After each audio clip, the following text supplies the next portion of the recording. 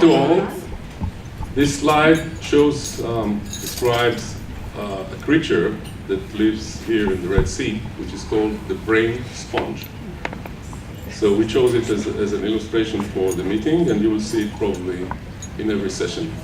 Now, the society is a voluntary, non-profit organization run by a committee that is being elected by the members of the society.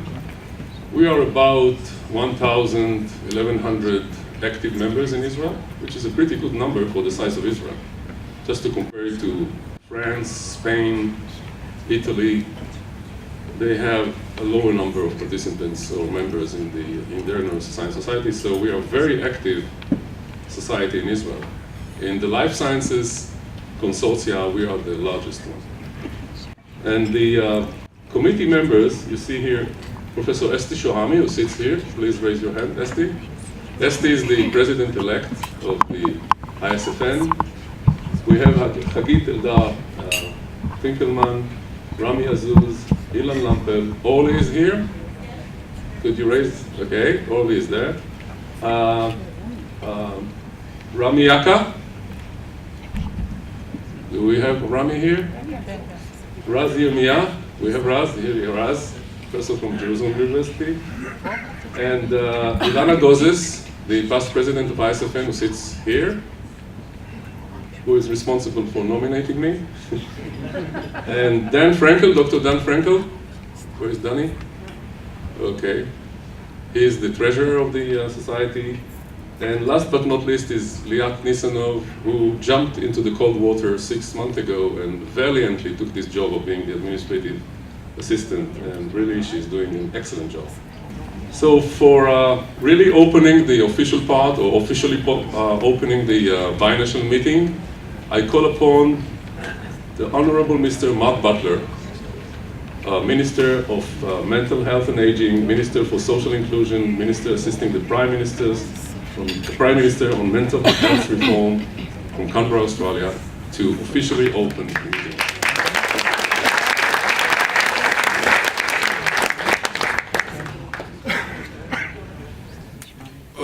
Thank you, Dr. Amasai. Can I acknowledge the Chief Scientist with whom I just had a very productive meeting, and thank him for coming down to this dinner. I understand he has to fly back to Jerusalem tonight, so it's a long way to come to this dinner. I'm very honoured that you've been able to do that, Professor. And thank you all for allowing me to speak at this opening dinner at what's going to be a fantastic conference, I'm sure. As a government minister, a cabinet minister in our government, can I first of all bring you the greetings of the Australian government. We were the first country to vote to recognise the State of Israel in the United Nations vote. One of the privileges of being a country whose name starts with A. But since that time, more than 6 decades ago, Australia has counted itself as a strong friend and a strong supporter of the State of Israel, and we want that to continue for many years to come. It really is a great privilege for me as one of our government's ministers to accompany what is such an eminent delegation of researchers. Gabby, you called them the Premier League. If you see them, they're a little bit slower, a little bit older, and certainly not as fit as the average Premier League player, at least on our TV, but they really are the most eminent researchers in this field of research, and I am very privileged to come and be a part of this, at least this opening sessions of the conference with them. As you know, this delegation is part of the Australia-Israel Researcher Exchange, and next year Australia will be hosting some of Israel's most prestigious, most eminent marine science researchers. We're very much looking forward to that, but this year the focus is on neuroscience, and it's the focus that the Australian government very much supports. Australians generally are very proud of our health and medical researchers, particularly our researchers generally, but particularly our health and medical researchers. In spite of our reputation as a country somewhat obsessed with sport and some other ventures like that, the national awards, including the top award conferred in our country of Australian of the Year, are conferred on health and medical researchers more than any other group in our community, and have been since the inception of that award in 1960, an award that was given to one of our most eminent researchers, Macfarlane Burnett, back in 1960. And that prestige, that respect for health and medical researchers in Australia is for very good reason. Because for the entirety of our nation's history, since 1901, when we were first made a country, the Commonwealth of Australia, health and medical researchers have been at the forefront of all of the battles we've had against our various health challenges. And largely, those health challenges have tracked challenges faced in other countries. In the first decades of the last century, the 20th century, the major health challenge was infectious disease.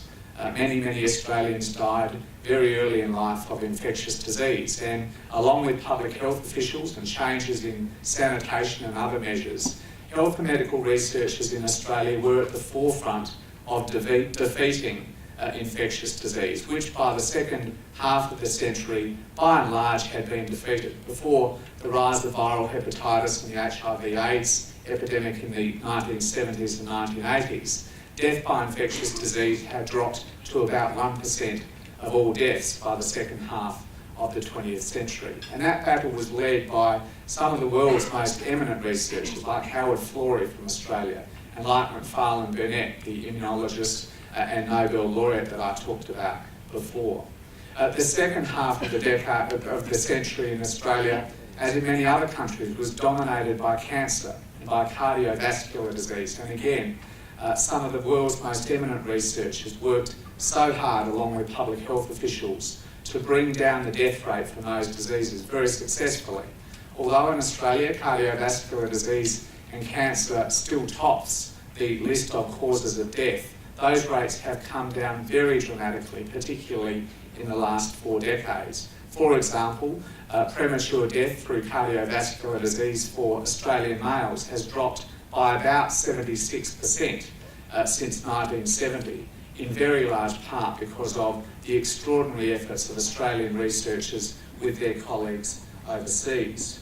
Although research in those areas continue at a pace in Australia, we do know that increasingly in future years, in the coming decades, our health challenges in Australia, as with so many other countries, will be dominated by neurodegenerative diseases, particularly those neurodegenerative diseases that are associated with ageing. And that is why this conference is so timely from our point of view.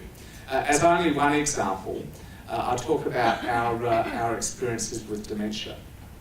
About 300,000 Australians today live with dementia, and as with most other countries, the trajectory for us will see those numbers double every 20 years if we're not able to make very serious inroads into our understanding of this condition.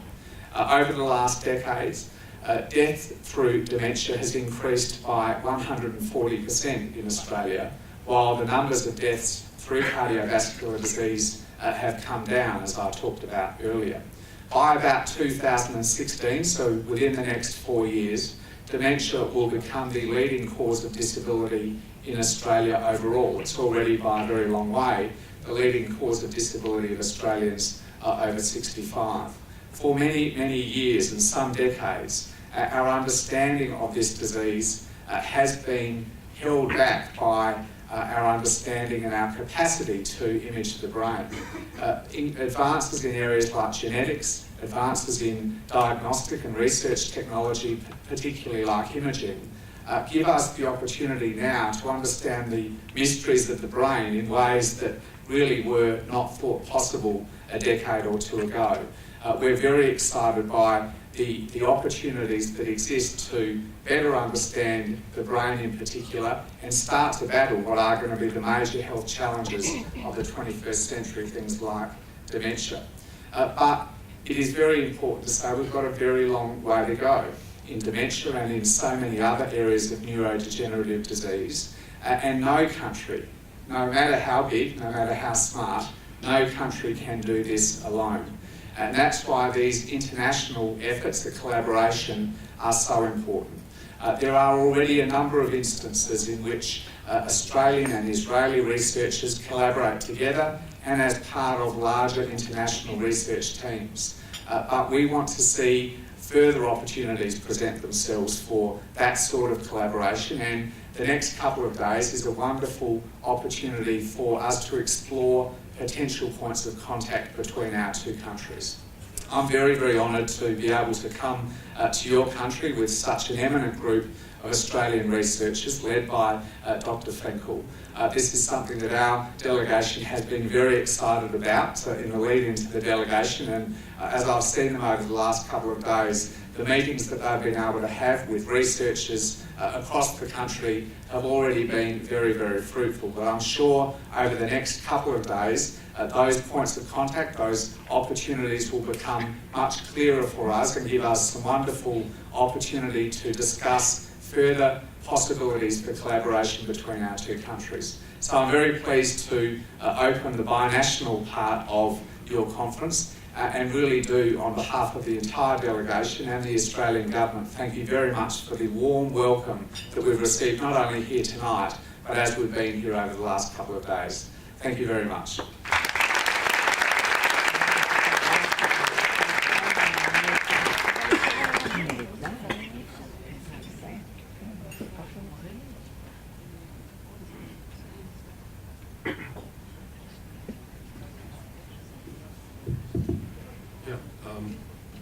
Professor, thank you very much, Mr. Butler, for the inspiring words.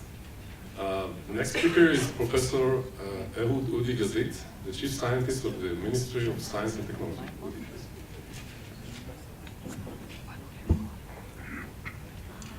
Thank you, Gabi. It's really a pleasure to be here. Minister Butler, Dr. Finkel, the head of the delegation, the Premier League delegation. As you know, Israel is not well known for its sports. We have more Nobel Prize winners than Olympic medals, but we should learn something from the Australians.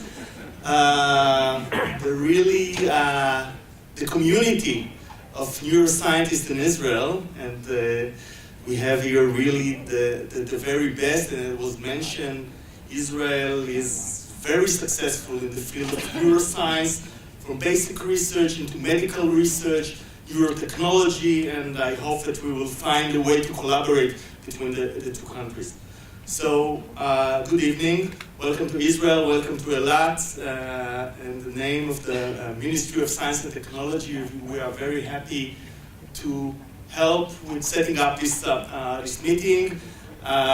This is a great initiative. I have to acknowledge the ISFN, Gabi personally, for working days and nights, putting together this meeting, having such a nice and full attendance, even in, I have to be careful as a government official, but in some challenging geopolitical situation, some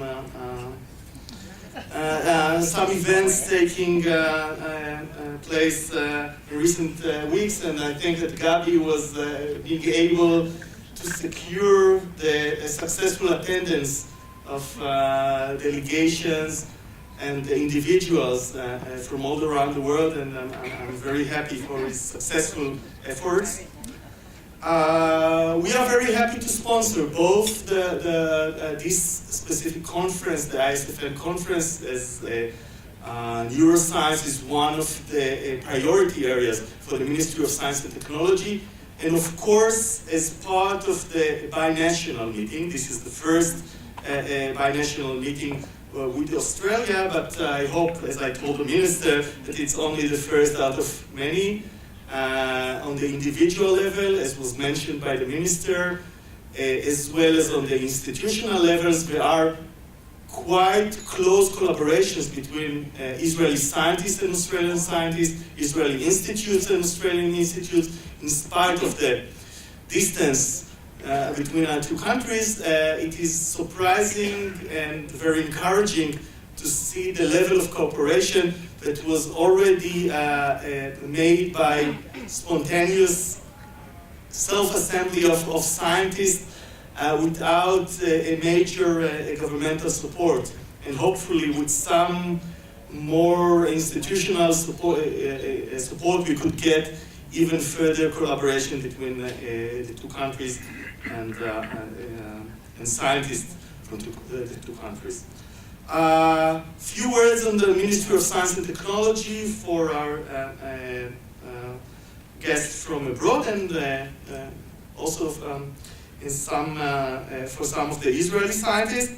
The Ministry of Science and Technology is in charge of research, international research collaboration. Ilana Levy, the head of our international relationship department, is here. We have 15 different active collaborations with various countries, Australia not yet included, but I stated to the minister, and also our minister stated in front of Dr. Finkel, that the Ministry of Science and Technology, and this is a formal pledge, is willing to support such a collaboration, and we are looking for an Australian partner because we see the collaboration with Australia as a very important one.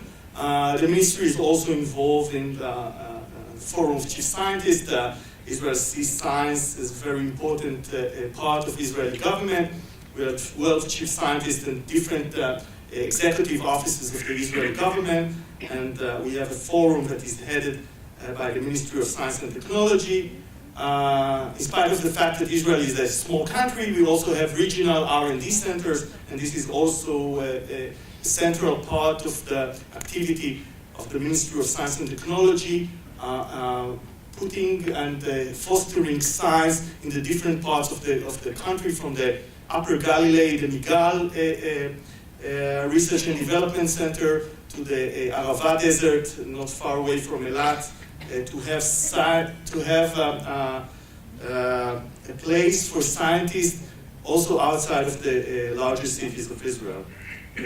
We are also involved with science and community, science and society, bringing science and scientific knowledge to the Israeli society. As related to our international activity, and hopefully it will become a part of the activities with Australia, we support not only research, but also exchange of scientists, joint seminars. We hope that such a collaboration, a meeting like this and others, will be fostering further visits of Israeli students, sabbaticals of Australian scientists in Israel and Israeli scientists in Australia.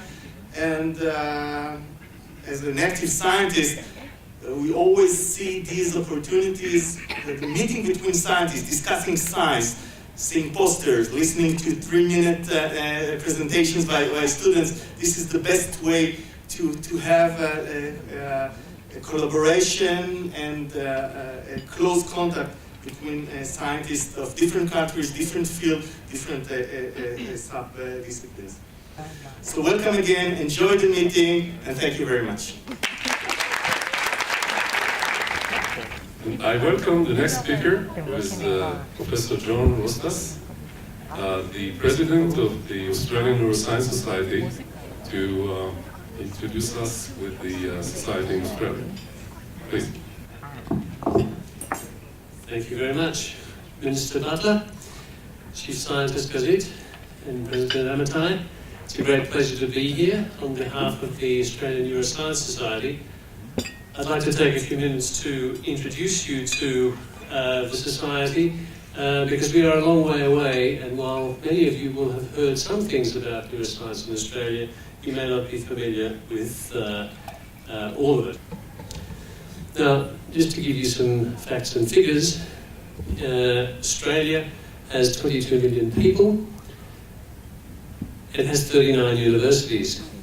Now, of those 39 universities, 16 of them have major centres of neuroscience research, either in the universities themselves or with one of the associated research institutes. As a member of the delegation that has been travelling around Israel for the last few days, all of us have been tremendously impressed by the neuroscience that we have heard. And we've been talking amongst ourselves in the evening about all the various possibilities that occur to us about how we could do this sort of better collaboration and how we can capitalise on what is obviously potential for significant synergy. Thank you very much. Now we move on to the last presentation by Professor Alan Finkel, who is the head of the delegation of neuroscientists from Australia, and he will talk about neuroscience research challenges in Australia. Professor Finkel. Thank you, Professor Amatai, and welcome to all of you and Minister Butler. I just want to say how delighted we are to be here and specifically thank the Israeli Society for Neurosciences for making possible the binational meeting. I have a feeling there's been a lot of talk about Australians, so I want to very much welcome and thank the Israeli scientists, Israeli neuroscientists who are here tonight. We are very much looking forward to our 2 days with you. I wanted to start by talking to three major sections, a little bit about who we are. The second one will be about neuroscience research in Australia and a touch on what we've learned about Israel and some details of this particular visit and where we might go in the future. So let me quickly show you some of the medical research institutes. Professor Rostos showed you where they are. I'm going to be more graphical and show you the pictures of the buildings. This is the Melbourne Brain Centre where the Florey is housed and the Mental Health Research Institute, and the Melbourne University Neuroscience researchers, all in this beautiful building not far from the centre of town in Melbourne. The Brain and Mind Research Institute's been there for a little bit longer in Sydney, but a very significant research institute it is. The very new and lovely Neuroscience Research Australia building in Sydney houses Peter Schofield's 300 or thereabout neuroscience researchers. The Hunter Medical Research Institute in Newcastle, which is associated with the hospital there, and as I mentioned, has got 1,100 researchers. Their approach is not to go into the retina, but to take the image from the camera through the signal processing into the visual cortex, and through sophisticated processing, take that picture of the table from the camera and turn that into a picture of a table that the patient can see. The really nice thing about this is it does no harm. If for some reason it doesn't work, you switch it off. Yes, the patient's been through an operation, but it doesn't do anything to their sight. I want to give you two examples of existing collaborations between Australian neuroscientists and Israeli neuroscientists. There are a few more, but these are two stellar examples and encourage me to think that it's worth what we're doing here through the delegation. It's worth pursuing opportunities for other collaborations. So that's it. Thank you very much.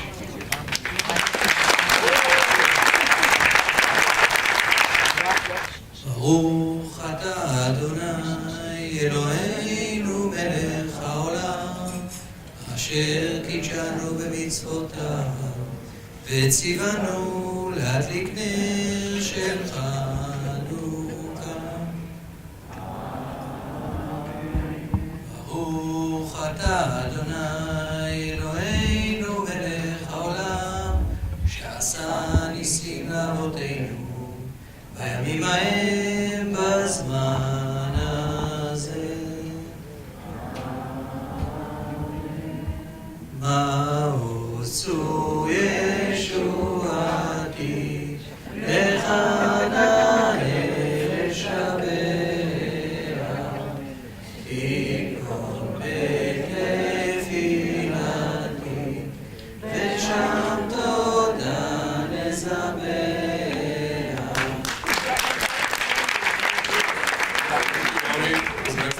Bon appétit to all. Thanks.